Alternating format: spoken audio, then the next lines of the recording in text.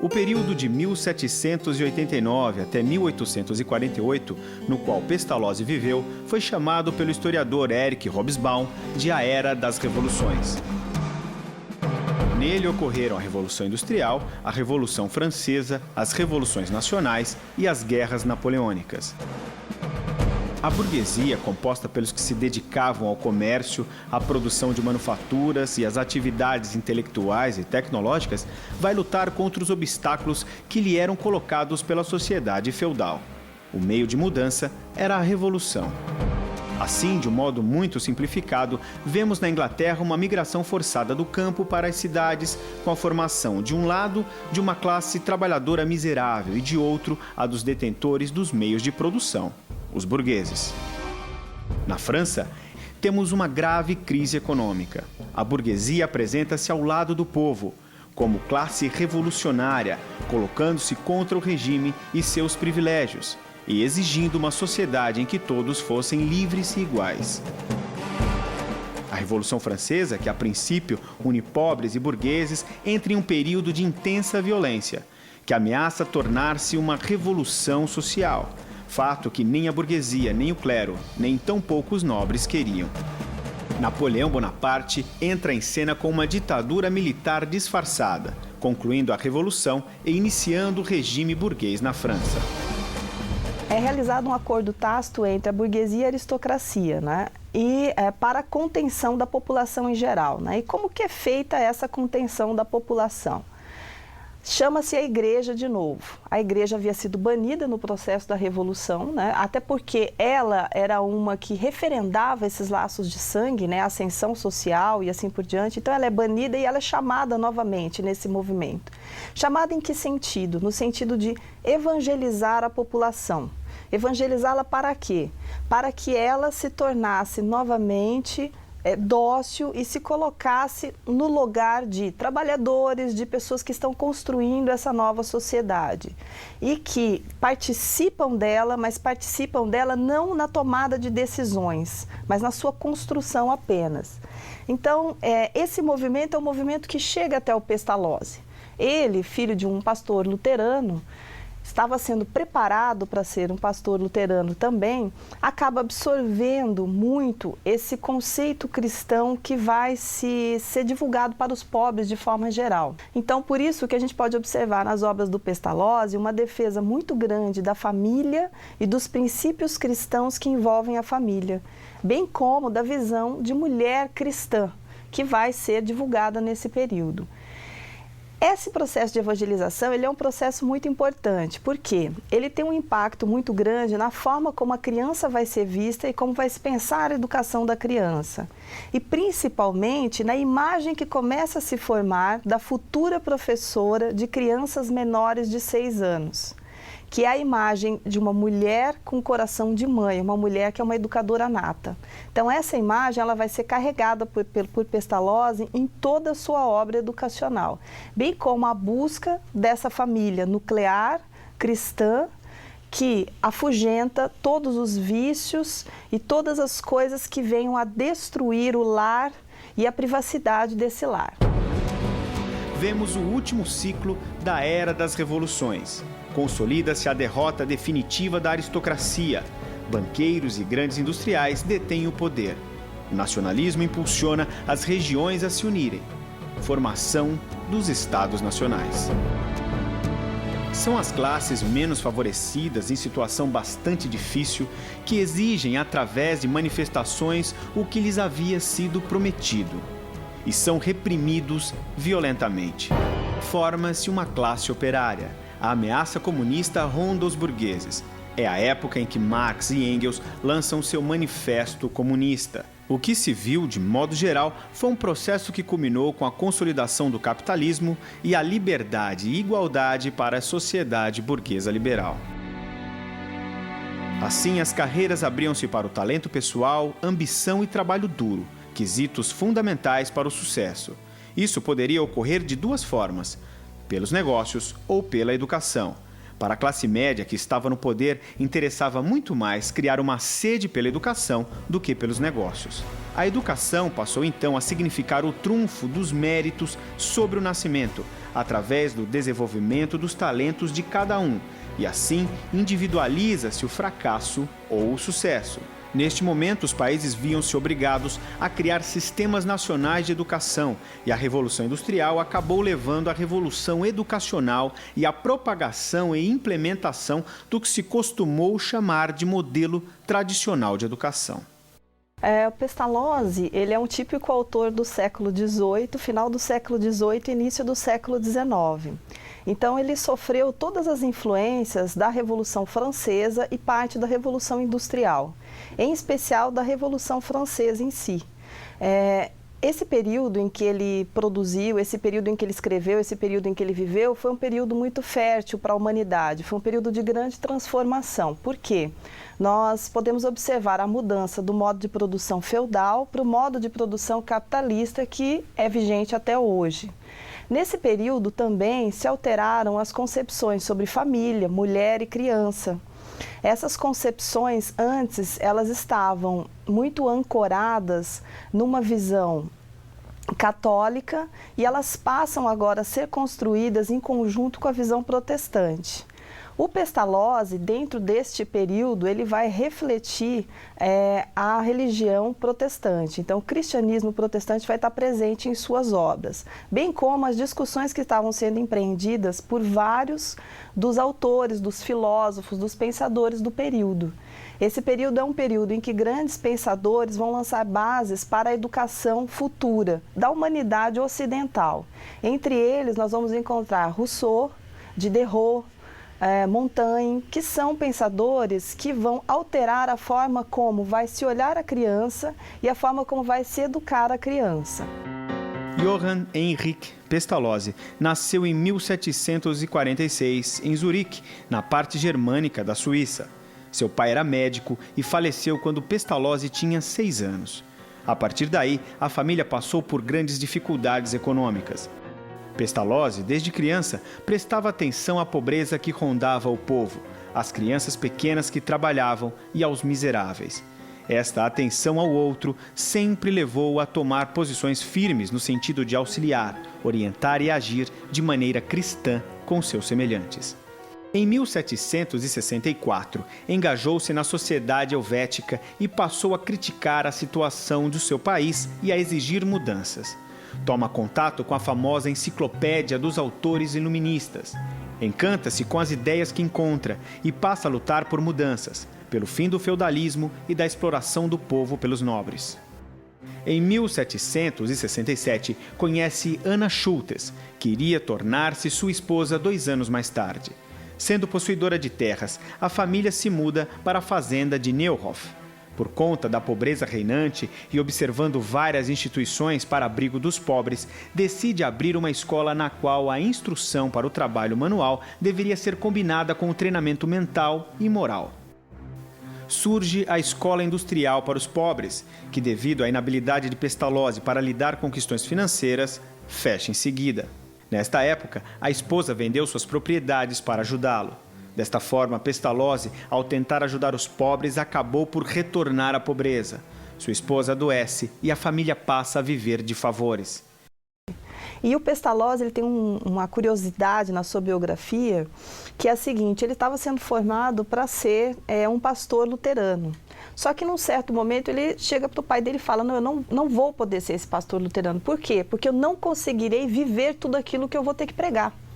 Então, a coerência entre o falado e o vivido para ele era algo muito importante. Então, esse desprendimento das coisas materiais vai estar presente durante toda a vida do Pestalozzi, né? Ele tem a sorte de casar com uma esposa que possui muitos bens. Ela acaba vendendo todos os seus bens, eles ficam muito pobres para sustentar as escolas e as ideias educacionais do Pestalozzi. Mas isso para ele não é um problema, porque ele não está preocupado com a questão material, mas ele está preocupado com esta formação, que é uma formação que chega a ser até espiritual do indivíduo, para que ele esteja nesse mundo fazendo diferença, colocando-se no seu lugar e feliz aonde ele esteja. Pestalozzi inicia sua produção escrita tentando obter recursos financeiros. Publica Crepúsculos de um Eremita, Leonardo e Gertrudes, Cristóvão e Elsa e minhas investigações sobre a marcha da natureza no desenvolvimento da espécie humana.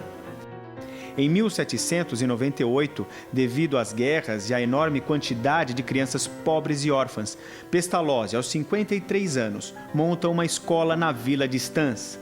Nela, o convívio era baseado no amor e no bom exemplo.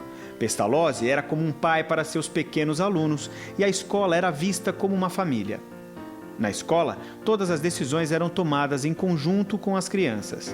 Em relação à educação intelectual, as coisas tinham de ter um significado para as crianças e ser baseadas em suas experiências cotidianas. Um ano depois, os franceses invadem Stans e fecham a escola. Pestalozzi então se muda para Burgdorf e, junto com colaboradores, cria uma escola em um castelo. Com este trabalho, Pestalozzi passa a ser conhecido em toda a Suíça e Alemanha. Em 1801, publica sua mais importante obra educacional, Como Gertrudes ensina a seus filhos. Nesta escola, Pestalozzi desenvolve seu método de alfabetização, o ABC da intuição, baseado no ensino dos sons antes do nome das letras. Essas transformações, do ponto de vista cristão, elas são vistas, e o Pestalozzi vai incorporar muito bem isso, a relação entre as classes mais abastadas e as classes mais pobres, elas são vistas como relações permeadas pela caridade, pela filantropia. Então, o Pestalozzi, ele sempre vai olhar para as classes mais abastadas como aquelas que são responsáveis pelas classes mais pobres. Responsáveis num sentido bem paternalista, porque elas devem ajudar essas pessoas mais pobres a galgarem o caminho para uma transformação social. Ou seja, que transformação é essa? Não é que eles venham todos a ter a riqueza ou que eles venham todos a ter o poder de decisão, mas que eles se transformem no sentido de viverem felizes no lugar em que eles estão. Isso tem a ver com a concepção liberal de homem, que está posta na Declaração Universal dos Direitos Humanos, da Revolução Francesa, aonde todas as pessoas têm que ter um ponto de partida igual. O ponto de chegada não precisa ser o mesmo, mas o de partida precisa ser. E o que garante essa igualdade, É o indivíduo ter um trabalho, ter uma casa e conseguir constituir uma família. A partir desse ponto, ele tendo essa base igual, as diferenças elas surgirão, mas não por conta da apropriação econômica ou do lugar social em que ele está, mas por conta dos talentos. Então, o Pestalozzi ele também vai ser um grande defensor dos talentos das crianças. Por isso que na sua educação, ele vai buscar o tempo inteiro a descoberta dos talentos. Porque as pessoas são essencialmente diferentes e são essas diferenças que marcam os diferentes locais sociais onde elas se encontram. Em 1804, também por questões financeiras, a escola é fechada, mas devido à divulgação do trabalho, é reaberta na cidade de Yverdon. Esta escola tornou-se tão famosa que recebeu alunos de várias partes da Europa, além de estudiosos e educadores, entre eles Froebel. Disputas pelo poder na escola e o falecimento de sua esposa fazem com que Pestalozzi retorne a Neuhof, onde adoece e morre em 1827.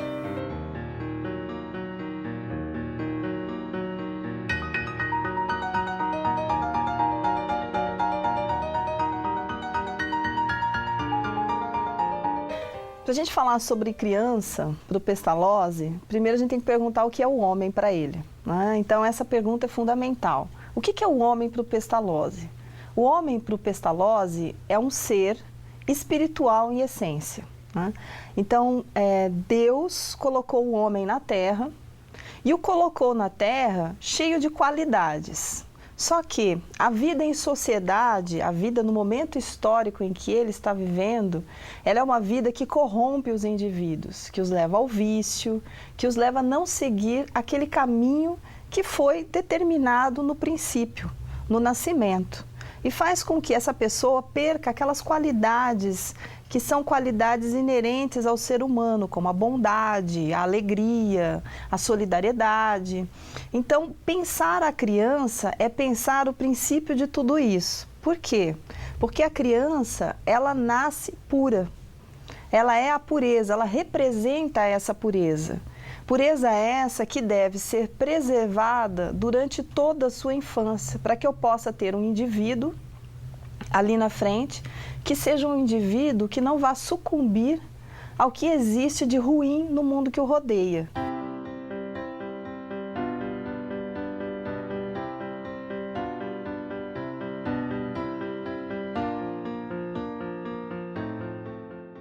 A criança, então, ela é um ser especial. Só que nós somos animais. Nós temos instintos animais. O que nos torna homens? O controle desses instintos animais. Então a criança, embora ela seja esse poço de inocência, de bondade, de pureza, ela traz, num primeiro momento, mais aguçados esses instintos animais. Esses instintos animais, eles vão aparecer na primeira infância. Entre um ano e meio, 3, 4 anos, por aí. E como que eles se revelam para o adulto que está cuidando da criança? Através das birras, daquela coisa da criança bater na outra, morder a outra, né? Então, aí é que esse instinto animal se revela. Então, para o Pestalozzi, esse instinto animal infantil ele deve ser reprimido. Reprimido por quê? Porque ao reprimi-lo, eu mato qualquer possibilidade de desenvolvimento de um ser egoísta, de um ser que não esteja aberto à solidariedade e à bondade. Porque essa primeira manifestação do instinto animal, que ocorre entre 1 ano e meio e 4 anos, ela demonstra que a criança não está afim de interagir com os outros, ela não interage com os outros, ela está muito voltada para ela. Então, esse movimento, se eu deixar que ele permaneça, eu vou fazer com que esse indivíduo lá na frente seja um indivíduo incapaz de olhar para o outro. E isso, para o Pestalozzi, era algo muito complicado. Então, ele já indicava que esse instinto animal fosse reprimido. Então, que a mãe, ou a educadora, ou a professora, a pessoa que esteja com essa criança, fique atenta a isso e procure matar esse tipo de atitude, fazendo com que a criança conviva harmoniosamente com as outras crianças. Então, esse é o único senão, o único porém na infância para o Pestalozzi. Tendo feito isso, a criança, se eu acompanhar o desenvolvimento dela, acompanhar mesmo, porque não se deve interferir no desenvolvimento. Eu devo acompanhar esse desenvolvimento, cuidando, guardando, para que essa criança em nenhum momento seja corrompida pela sociedade que está ao seu redor. Então, se eu fizer isso, eu vou ter um indivíduo feliz, um indivíduo integrado, um cidadão solidário e que participe de maneira ativa da comunidade na qual ele está inserido.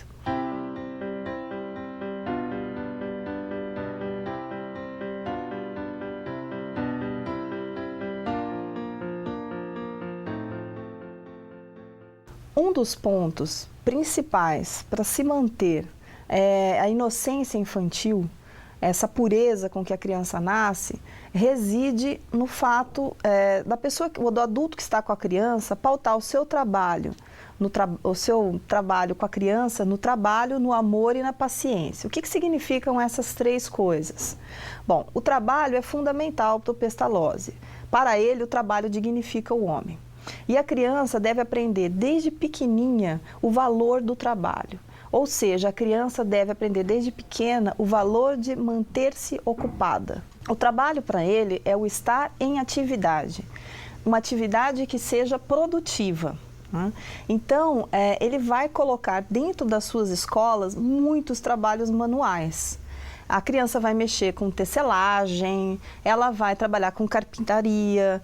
Por quê? Porque são trabalhos que envolvem a produção de algo. Para ele, não adianta aquele trabalho que não leva à produção de algo. Por quê? Porque a criança não colhe o fruto das horas empreendidas fazendo a coisa X ou Y que ela está construindo. Né? Então, para ele, esse é um processo muito importante. E é importante por quê?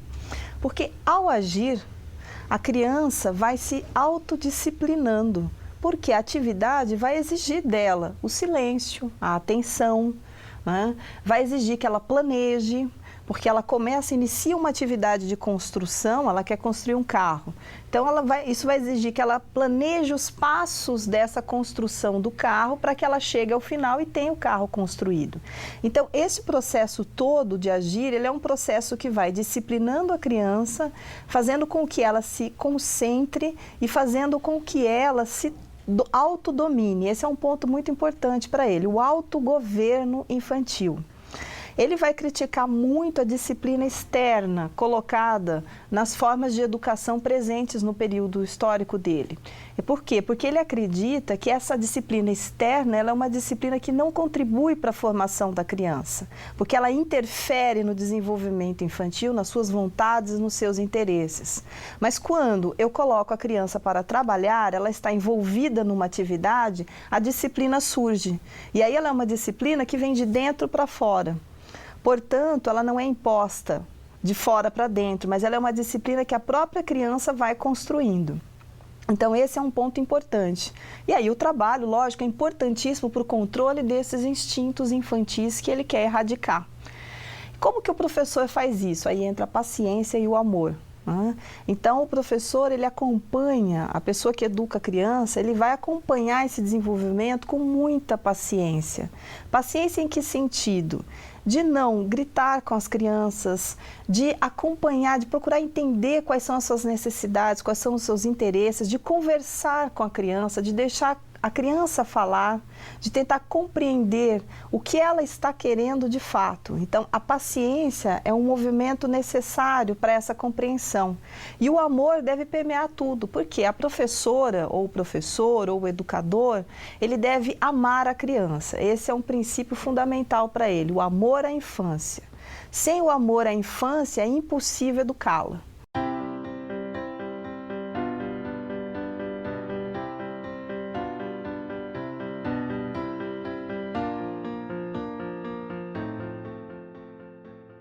Dentro da concepção de desenvolvimento do Pestalozzi, que é um esboço, ela não chega a ser uma concepção formada ainda, até nem poderia ser por conta do período histórico, né? Então, ele é um período ainda onde a criança está sendo separada do adulto, seja do ponto de vista filosófico, como também do ponto de vista biológico, né? Então, a medicina ainda não evoluiu o suficiente para compreender o que é esta criança, então como ela se desenvolve, como que fisiologicamente ela está constituída. Então nós não temos essa evolução, mas o Pestalozzi, como um bom observador da infância que ele começa a dar algumas pistas disso. E uma das discussões mais importantes que ele vai empreender, repetida depois por Piaget, né, é a ideia de que a criança repete no curso do seu desenvolvimento o desenvolvimento da humanidade. Então, qual que é a ideia que está aí? É que a criança passaria pelos mesmos passos que o homem passou, que o homem primitivo passou. Então, a criança seria como um pequeno homem primitivo que vai aos poucos evoluindo até chegar a esse homem que nós temos hoje. Então, esse princípio que o Pestalozzi lança nesse período, ele é um princípio que vai ser repetido por vários dos psicólogos da infância do final do século XIX. Que depois vem a ser alterado ainda. Então, nessa ideia de que a criança está repetindo os passos da humanidade, ele coloca que ela vai repetindo esses passos de que forma? De que forma ela começa a aprender esse mundo que está ao seu redor? Ela aprende pelos sentidos.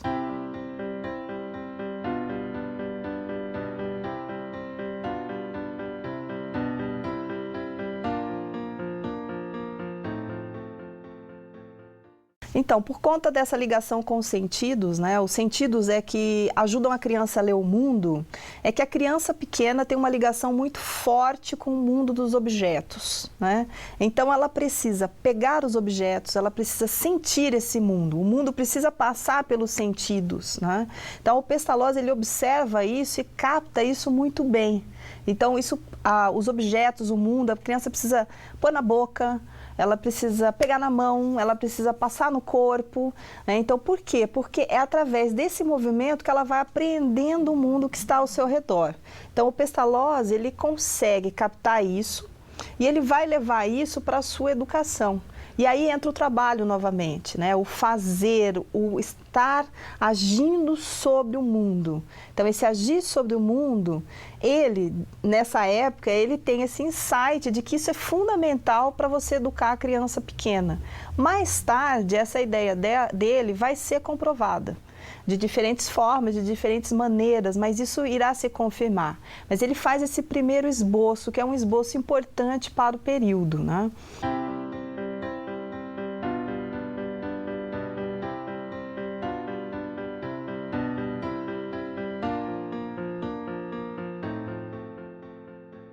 Uma coisa importante também a destacar do desenvolvimento do Pestalozzi é a relação que ele faz do desenvolvimento da criança com a natureza. Então, para ele, a natureza, ela é a exemplificação do divino na Terra. A natureza é perfeita, então basta você observar as flores, os animais, as folhas, que você vai ver a perfeição expressa neles. E isso é obra divina, é obra de Deus para ele. Então, a gente deve olhar para a criança e para o seu desenvolvimento da mesma forma como nós olhamos para a natureza. Então, o desenvolvimento da criança, ele é um desenvolvimento perfeito, se nós o acompanharmos e não teimarmos em interferir nesse desenvolvimento. E ele se torna mais perfeito ainda quando eu procuro harmonizar esse desenvolvimento infantil com a natureza. O que significa isso? Significa dizer que a escola, o processo educacional deve ocorrer em íntima relação com a natureza. A escola deve ficar próxima da natureza. Por isso que as escolas do Pestalozzi, ele vai montar as escolas em fazendas, junto ao campo. Porque ao observar a natureza, ao levar a criança para observar os animais, observar as plantas, o professor ele acaba despertando na criança aquilo que ela já traz dentro dela, que é essa ligação de perfeição que existe entre o seu desenvolvimento e o desenvolvimento da natureza.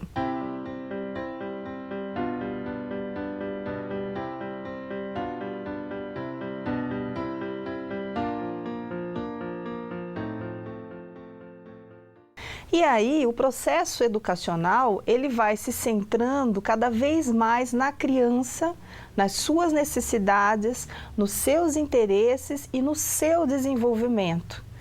Ao contrário da chamada escola tradicional, ou da educação tradicional colocada nesse período, que o professor determinava o que a criança deveria ensinar, o professor tinha uma idealização de que tipo de indivíduo ele queria ter formado ao final do processo educativo. Para o Pestalozzi, isso não ocorre.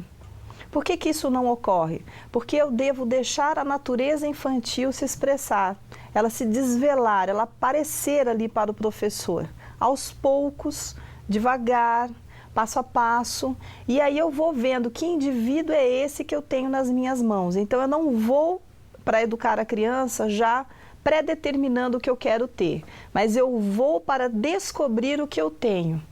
Então, a criança aí, ela passa a ser o central da vida do professor. A criança e o seu desenvolvimento. O professor, ele vai acompanhando, ao invés de puxar e estimular esse desenvolvimento, ele acompanha. E ao acompanhar, ele vai fornecendo a essa criança aquilo que o seu desenvolvimento vai pedindo, aquilo que ela vai necessitando nesse caminho que ela está percorrendo.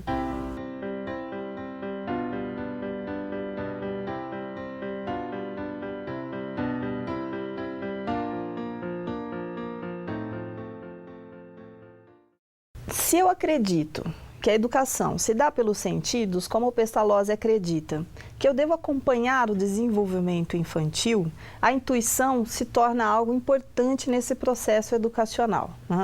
Então, a criança, ela é um ser extremamente sensível ao mundo que está ao seu redor. E ela vai trabalhar com a intuição como uma forma de absorver este mundo. E o professor, ele tem que estar aberto para este movimento. Ele tem que estar atento para este movimento. O Pestalozzi, ele procura abrir o professor para isso no desenvolvimento do seu ABC da intuição. O que é esse ABC da intuição? Na verdade, é um primeiro rascunho de como que a criança adquire a linguagem escrita. Então, ele, observando as crianças, ele percebe que existe uma íntima ligação entre a linguagem escrita e o desenho. Então, ele vai incentivar o desenho como uma primeira forma de representação gráfica dos pensamentos infantis.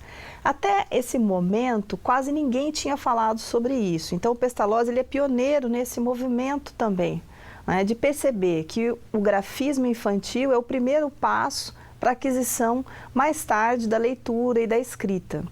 Ele também percebe, junto com essa representação do desenho, que antes da palavra escrita vem a palavra falada. Que mais importante do que a criança compreender de cara, já falar, pronunciar certinho uma palavra escrita ou uma sílaba, é mais importante ela reconhecer os sons que estão contidos naquela palavra. E ele vai trabalhar nesse ABC da intuição essa ideia de que os sons precedem a representação gráfica. Então é importante que a criança compreenda em cada palavra o que representa cada letra, ou seja, cada som que constitui aquela palavra. Isso não deixa de ser, né, um primeiro esboço do que hoje nós conhecemos como método fonético de alfabetização, que vai ser muito utilizado pela Maria Montessori na sua metodologia. Então ele dá os primeiros passos para isso. E tudo isso vai acontecendo naturalmente para a criança. Então o professor, segundo Pestalozzi, ele não precisa forçar, isso é um processo natural. Se ele fornece à criança um ambiente em que ela se sinta segura, em que ela comece a explorar o mundo, em que ela possa explorar o mundo, agir nesse mundo, este processo ele vai se desencadear naturalmente. Porque ela vai passar da manipulação dos objetos para a representação gráfica desses objetos.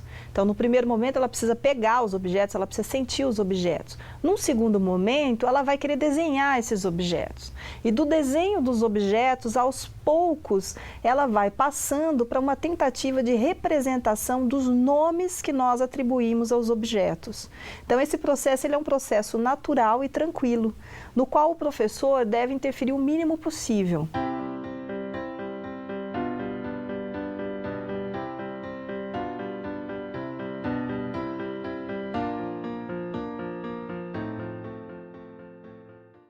Algo importante na metodologia do Pestalozzi é uma tríade número, forma e palavra. Essa tríade, para ele, deve guiar todo o processo educacional da criança. Em que sentido? Como o Pestalozzi ele trabalhou sempre com crianças órfãs, com crianças pobres, ele tinha uma preocupação muito grande com o futuro dessas crianças. E nessa época, ele já compreendia algo que será importante daqui a poucos anos, nesse período, que a educação é fundamental para a inserção do indivíduo na nova sociedade. É uma preocupação que está avançada para o seu tempo. Por quê? Porque ele já captou naquele momento a importância que a leitura e a escrita teriam para a vida profissional do indivíduo no futuro. E isso vai ser algo muito forte na educação do Pestalozzi. Então ele não abre mão de que a criança pequena, a criança até mais ou menos os 10 anos, conheça a leitura, a escrita e o cálculo. Então ele considera isso fundamental. E essas duas áreas, elas estão representadas na tríade que ele apresenta. E elas são fundamentais para o processo educacional. Então, embora ocorra de forma natural a aquisição da leitura, da escrita e do cálculo, ela não pode deixar de ocorrer para ele. Caso a criança não consiga ou fique atrasada ou demore por se interessar, o professor ele deve incentivar a criança a adquirir a leitura, a escrita e o cálculo. Porque sem essas bases, a criança não poderá, num futuro próximo, se inserir nessa sociedade, que ele percebe que é uma sociedade que está fazendo a transição do agrário para o urbano industrial, e essa transição vai exigir dos indivíduos que eles tenham um mínimo de formação para ter acesso às tecnologias que estão em desenvolvimento nesse período. Então, à medida que ele vai colocando a criança em contato com a natureza, por exemplo, ele vai instigando a criança a querer entender por que existem os astros, Por que que a flor X abre só num período Y? E ao instigar a criança para compreender os fenômenos naturais, ele vai ao mesmo tempo instigando ela para desenhar e para fazer as representações necessárias para a aquisição da leitura, da escrita e do cálculo. Então, existe sim um processo metodológico. Essa é a contradição do Pestalozzi. Se por um lado eu só acompanho o desenvolvimento e não interfiro no discurso dele, por outro, do ponto de vista metodológico, eu acabo interferindo. Porque eu vou induzindo a criança neste processo de aquisição da leitura e da escrita e do cálculo. O Pestalozzi, ele acaba, quando a gente olha a metodologia dele, ele acaba incorporando a grande contradição que irá marcar todos os estudos posteriores da Escola Nova, a partir do final do século XIX, que é a contradição entre colocar o centro da educação na criança, educá-la, mas acompanhando o desenvolvimento, mas sem deixar de usar uma metodologia de ensino diretiva. Então essa contradição, ela está presente na obra do Pestalozzi e ela vai marcar a obra de vários outros educadores.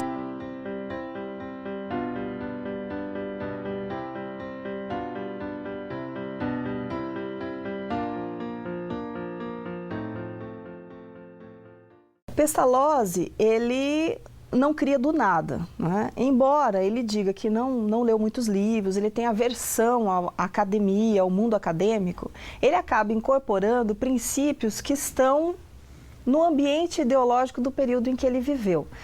E uma grande influência que ele tem é do Comênios, que escreveu a Didática Magna. Comênios não escreveu só a Didática Magna, mas ele escreveu também um livro sobre educação para a infância pequena, onde ele faz muito essa ligação da criança, natureza, Deus, muito parecida com o Pestalozzi. Mas na Didática Magna, o Comênios, ele acaba colocando princípios que vão ser princípios seguidos para a educação das crianças durante muito tempo. E o Pestalozzi, ele incorpora como? Partir do concreto para o abstrato, do simples para o complexo, né? Você procurar desenvolver metodologias que estejam adaptadas ao desenvolvimento infantil, o procurar alfabetizar a criança na sua língua, né? Na sua língua vernácula. Então, esses são movimentos do Comênios que o Pestalozzi vai incorporar na sua metodologia de trabalho.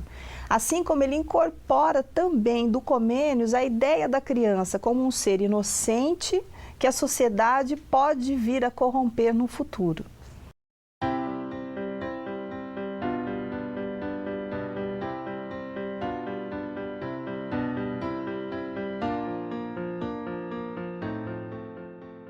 O Pestalozzi, ele é considerado atualmente pelos construtivistas, não é, como um dos pioneiros das ideias construtivistas, e não é por acaso, né?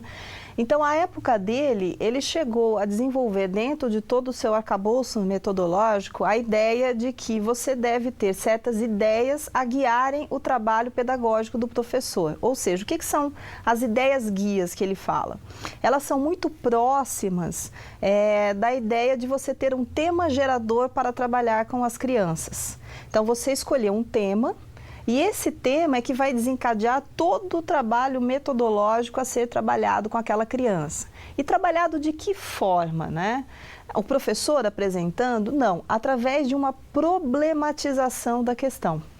Ou seja, eu levo as crianças para passear, elas estão em contato com a natureza vai ser sempre um ponto muito grande para ele de conhecimento, e da observação de um determinado fenômeno natural, eu vou problematizando com a criança esse fenômeno e aí eu vou incluindo conhecimentos nessa discussão que eu vou travar com a criança, tendo como fim a forma, a palavra e o número. Então, esse movimento metodológico é um movimento inovador à época. O Pestalozzi dá o primeiro passo nesse sentido, de perceber que eu não preciso chegar na sala de aula e simplesmente despejar um conteúdo, mas eu posso levar a criança a observar o mundo real, problematizar este mundo com ela e, a partir daí, trabalhar uma série de conteúdos que serão significativos justamente porque ela pôde perceber que esses conteúdos, eles são vivos, eles têm uma existência real.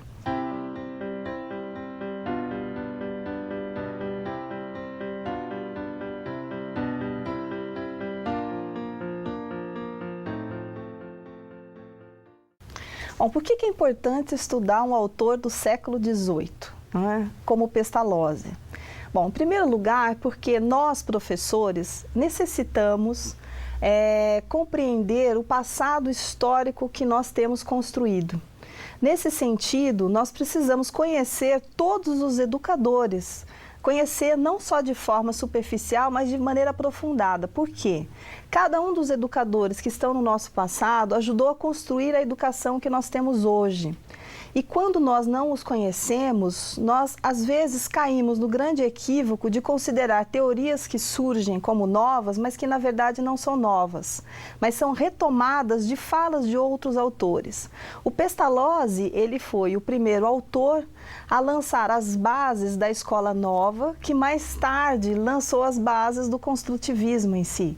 Então, compreender a forma como Pestalozzi construiu a educação da infância, como ele propôs a educação da infância, é fundamental para nós compreendermos como que nós chegamos ao discurso educacional que nós possuímos hoje, para que nós também possamos avançar, ir além desse discurso que nós temos hoje. Então é fundamental retomar, revisitar esses autores, porque eles fazem parte do patrimônio cultural da pedagogia, da formação de professores.